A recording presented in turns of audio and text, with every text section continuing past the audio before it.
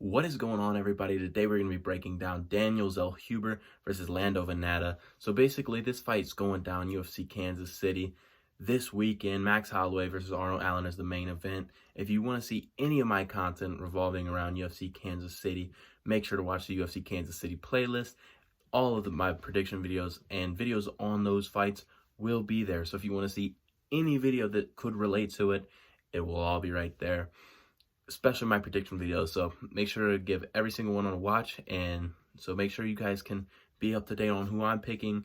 Maybe I can help you guys out if you want somebody to pick, or you're struggling with choosing who you think is going to win a fight. Maybe this prediction will set you over the edge and get you the prediction that might win you your family's prediction group. Anyways, getting right onto it is Lando Vannata versus Daniel Zellhuber. So the funny thing about this fight card is that I feel like it's more of a prospect building card here in Kansas City. I don't know why. I just feel like there's going to be a lot of prospects that are built on this card and a lot of just interesting guys. I feel like Lucia Pudilova, not really a prospect, but just an interesting fighter in general.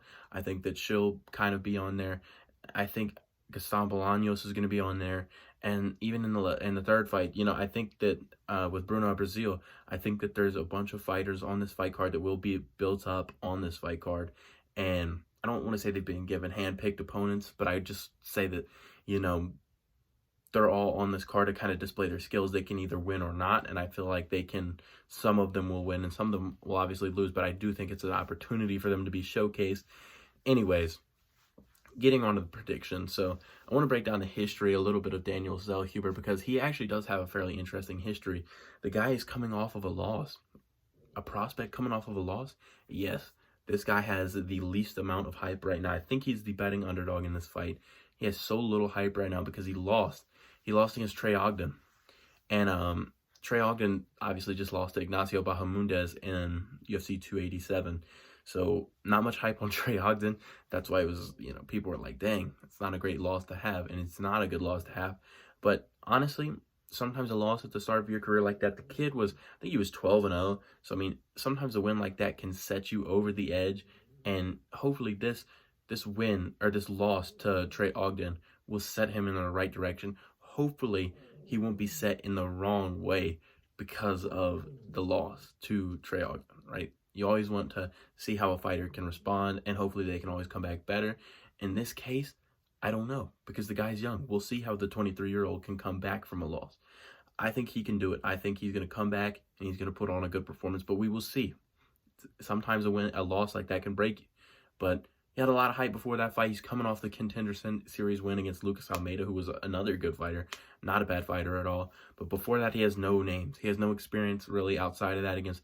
he has decent opponents, not absolute trash cans, but nobody on there that stands out. Nobody on there that's a UFC fighter today. And, it's not like a great resume, especially now that he lost to Trey Ogden, but... we'll see. And then for Lando Vannata, he's just had a long history in the UFC. His last fight was a Charles Jourdain loss. He lost by guillotine choke.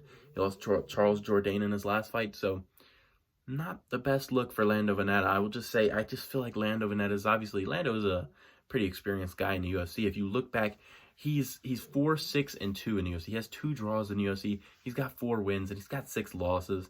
His UFC debut was a submission loss to Tony Ferguson, and then right after that he lost to David Taymor by unanimous decision, and then a split decision draw with Bobby Green, which is just so random, and then a majority decision draw with Matt Frevola, and then unanimous decision loss to Drakkar Klose, unanimous decision loss to Mark Diakite, and then unanimous decision loss to Bobby Green.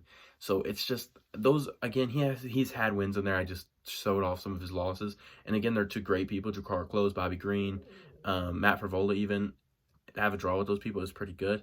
So I'm not saying it's a bad resume. He actually does have a lot of experience. The guy's a pretty good veteran. He's 4-6-2, and the dude's 31 years old. He's not the oldest guy, but obviously not what we would consider a prospect. So that's why I think Daniel Zellhuber is going to be able to do good in this fight. Also, I want to talk a big thing on Daniel Zellhuber's height. He's 6'1", which is, this fight is going down at lightweight. It's a very tall man, and it's a pretty good advantage for him. He's training with Sean Strickland, Chris Curtis, all the guys at Extreme Couture in Las Vegas.